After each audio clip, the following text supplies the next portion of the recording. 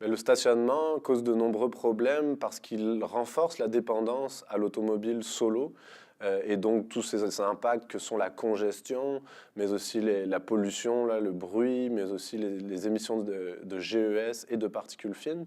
Mais il y a aussi de nombreux problèmes par sa conception, son aménagement, ses matériaux, qui font en sorte que l'eau de pluie ruisselle et finit par engorger nos aqueducs pluviaux, nos égouts pluviaux et crée des surverses en fait, qu'on finit par jeter cette eau-là dans le fleuve plutôt qu'elle soit biofiltrée naturellement. En plus de générer de nombreux effets d'îlots de chaleur urbains. L'asphalte capte la chaleur et fait en sorte d'avoir des milieux peu frais là, qui renforcent beaucoup de maladies, surtout en période de grande chaleur et l'été.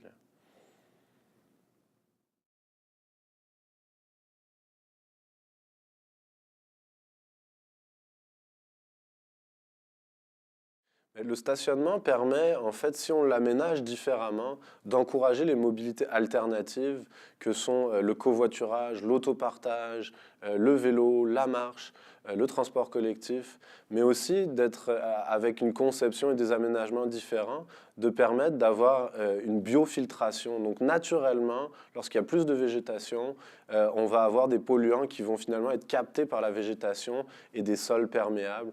Donc c'est pour ça qu'en allant dans des nouveaux matériaux et des nouvelles formes de gérer les stationnements, on peut trouver beaucoup plus de solutions pour quelque chose qui traditionnellement occupe beaucoup d'espace dans nos villes et crée de nombreux problèmes par ailleurs.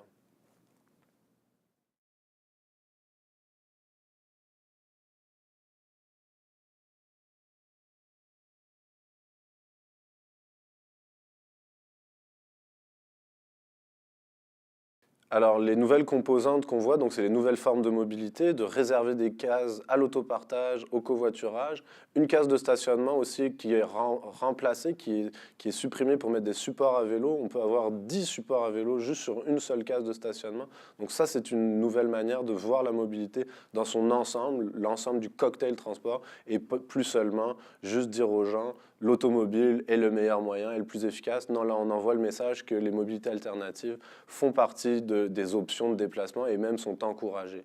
Il y a aussi toute la conception plus écologique, où là, on y va avec des matériaux plus poreux, qui laissent percoler l'eau de pluie, qui ont plus de fraîcheur urbaine et qui permettent aussi d'insérer de la végétation. Et là, la végétation rend de nombreux services écologiques, que sont évidemment réduction de la pollution, mais aussi embellissement des lieux. Donc c'est toute l'idée d'utiliser le stationnement, de mieux l'intégrer à la ville pour qu'il fasse partie des outils pour la qualité de vie urbaine, plutôt que d'être un lieu simplement fonctionnel, une mer d'asphalte qui cause des problèmes de santé et d'environnement, peut devenir finalement quelque chose de plus modulaire et qui s'intègre mieux à nos milieux de vie.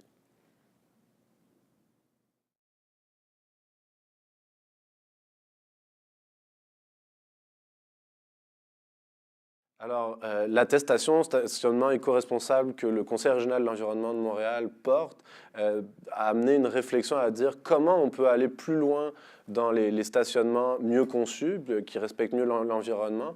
Et donc, c'est pour ça qu'on a réfléchi à quelles composantes on devrait intégrer. Ce qu'on a intégré, nous, c'est vraiment l'aspect mobilité durable, lutte aux îlots de chaleur urbains et tout ce qui est écoulement des eaux de pluie naturelles.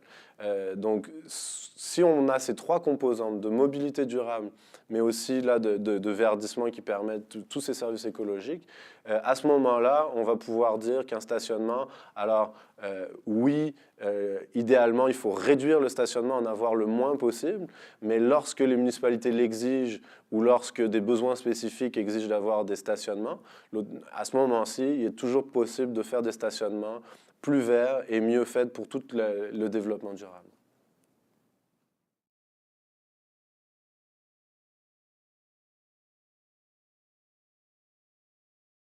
Alors, l'attestation vise d'abord à sensibiliser les propriétaires de stationnement, de terrain sur l'île de Montréal, pour qu'ils prennent conscience tout d'abord des coûts et aussi des impacts environnementaux. Donc tout d'abord, on fait de la sensibilisation pour réduire les espaces de stationnement, réduire surtout la superficie au sol occupée par ces stationnements.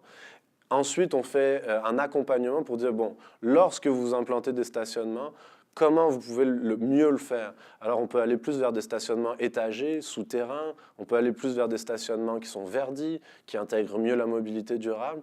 Donc, c'est un peu ces composantes qu'on essaye d'intégrer et que petit à petit, les propriétaires voient un avantage, eux, pour leur image de marque, un bon citoyen corporatif aussi, pour retenir les employés. La rétention des employés est un enjeu et aussi l'aspect d'attirer des nouvelles clientèles dans les commerces.